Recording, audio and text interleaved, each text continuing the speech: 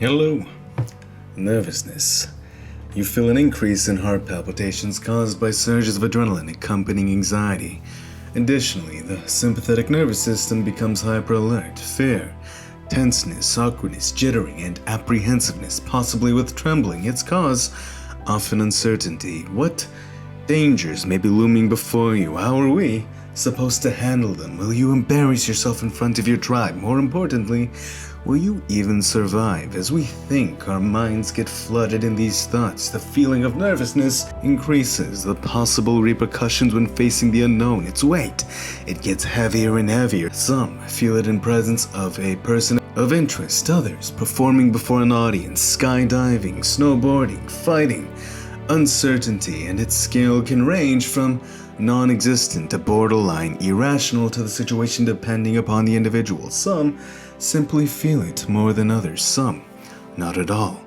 But what if you tried everything and you're still suffering from nervousness? You feel its grip, inhibiting your capacity to grasp the world before you. This painfully resulting in regret after regret. You wish you did not feel so awkward. You wish you did not feel so weird. You wish your fear didn't stop you from at least trying to pass that line where your comfort zone ends.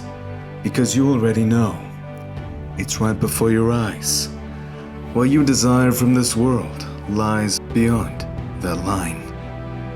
Meditation, it helps you, but you still feel it. You write it down and articulate your demons. And honestly, you feel a dramatic improvement in your overall condition, but sometimes it creeps back into your present experience. You find yourself doubting your capacity to address the moment before you. And in that ocean of negative thinking, once again, you find yourself stifled.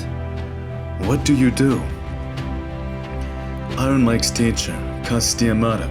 You must understand fear so you can manipulate it. Fear, it's like a fire. You can make it work for you. It can warm you in the winter, cook your food when you're hungry, give you light when you're in the dark, and produce energy. Mike Tyson always had nervousness, fear, anxiety before every one of his matches, but as he stepped closer and closer to the end of his comfort zone, once he moved past it, he felt supremacy. John Jones was known as a high-anxiety fighter who found ways to channel that energy into his unique and creative flow, seemingly invincible in his aura at times. Nervousness, it is a very human experience. Our fear has kept us sharp in preparation for beasts lurking in night. When we are not consumed by fire, we may harness it in our favor as motivation. That is the art of mental alchemy, for nervousness has always been synonymous with excitement. The two, nervous and excited, are of the same coin. It's a matter of how you choose to express this feeling. That is the true cure, not to run from the flames, but to bend them to your will.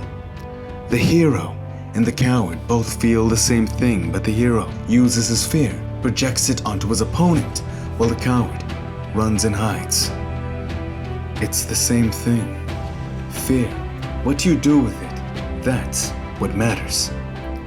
Yamato. It's no wonder Iron Mike Tyson excelled to the extent he did. His teacher, Yamato, possessed a mind ahead of its time. Understanding this, I implore you to ask yourself a question. When you feel this energy well up within you, what perspective will you choose to take on? Will you tell yourself you're nervous, you're weird, unworthy of the moment before you, or will you acknowledge its potential for bliss? For that is what excitement provides. Gazing upon the uncertainty before you, the unknown as it wells up, will you tell yourself, I don't know how this will turn out, but that's okay because I don't care what I look like. I don't care what happens. I just know I feel really alive right now and I want to pursue this feeling. Will you tell yourself you're excited instead of telling yourself you are nervous? The two are one and the same after all, and the distinction is what sets the hero apart from the one who's regretful. You don't need permission to pursue what sets your heart on fire. You are the master of your destiny, more so than you realize. Imprisoned by your mind or set in bliss, the choice is yours, and it starts with the narrative you choose to take on. For nervousness and excited are two sides of the same coin. If you'd like more from me, please subscribe. That's definitely great for the channel. Thank you if you did. Smash the like button if you enjoyed. It's good karma.